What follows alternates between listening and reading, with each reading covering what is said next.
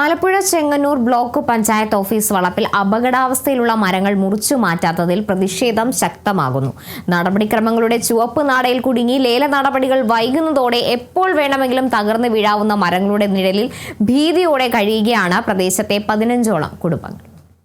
Chengannur block panchayat office പരിസരത്തെ 16ഓളം കൂറ്റൻ മരങ്ങളാണ് സമീപവാസികളുടെയും ജീവനക്കാരുടെയും ജീവന് കടുത്ത ഭീഷണി ഉയർത്തുന്നത്. ചെറിയൊരു കാറ്റടിച്ചാൽ പോലും ആടിയുലയുന്ന മരങ്ങൾ എപ്പോൾ വേണമെങ്കിലും തങ്ങളുടെ വീടുകൾക്ക് മുകളിലേക്ക് പതിക്കാമെന്ന ആശങ്കയിലാണ് പുലിയൂർ പഞ്ചായത്ത് മണ്ണാട്ടുമലയിലെ കുടുംബങ്ങൾ.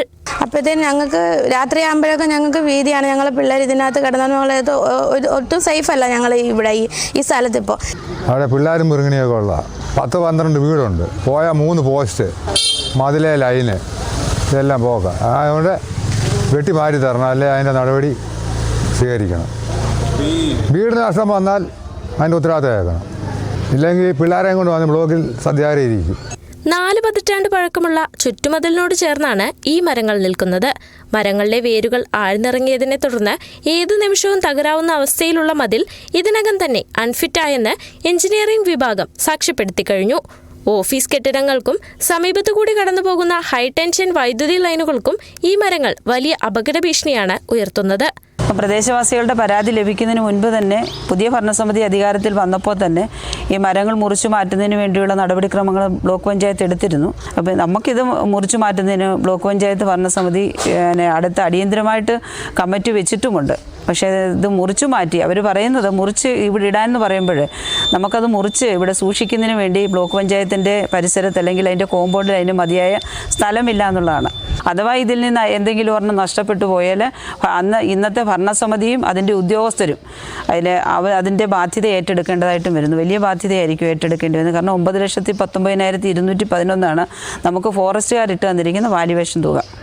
അതിനാരും എടുക്കാൻ തയ്യാറാവുന്നില്ല എന്നുള്ളതാണ് അത്രയും വലിയൊരു തുകയ്ക്ക്. 2022 മെയ് മാസത്തിൽ മരങ്ങൾ മുറിച്ചു മാറ്റാൻ ബ്ലോക്ക് പഞ്ചായത്ത് പ്രമേയം പാസാക്കിയിരുന്നു. തുടർന്ന് സോഷ്യൽ ഫോറസ്ട്രി വിഭാഗം മരങ്ങൾക്ക് 9 ലക്ഷത്തിലധികം രൂപ വില നിശ്ചയിച്ചു നൽകിയെങ്കിലും ഈ ഉയർന്ന തറവിലയാണ് ലേല നടപടികൾക്ക് പ്രതിസന്ധിയായത്. വനം വകുപ്പ് തുക പുനർനിർണയിക്കാൻ തയ്യാറാകാതിരുന്നതോടെ 3 തവണ ലേലം വിളിച്ചിട്ടും പരമാവധി ലഭിച്ചത് 3.81 ലക്ഷം രൂപ മാത്രമാണ്. ഏറ്റവും അപകടകരമായ 2 തേക്കുമരങ്ങൾ അടിയന്തരമായി മുറിച്ചുമാറ്റാൻ LSGD ജോയിന്റ് ഡയറക്ടർ നിർദ്ദേശം നൽകിയിട്ടുണ്ടെങ്കിലും അന്തിമാനുമതിക്കായി ജില്ലാ ദുരന്ത നിവാരണ അതോറിറ്റിയുടെ ഉത്തരവ് കാത്തിരിക്കുകയാണ് അധികൃതർ. MSTC പോർട്ടൽ വഴിയുള്ള ലേല നടപടികൾ ഈ മാസം 4-ന് അവസാനിച്ചതോടെ വീണ്ടും ലേല നടപടികളിലേക്ക് കടക്കാനാണ് ബ്ലോക്ക് പഞ്ചായത്തിന്റെ തീരുമാനം. Kerala vision news, Alappuzha.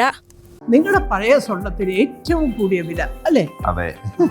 22 വർഷത്തെ പാരമ്പര്യമുള്ള 50-ലേറെ ബ്രാഞ്ചുകളുള്ള നിങ്ങളുടെ സ്വന്തം അച്ചായൻസ് ഗോൾഡ്.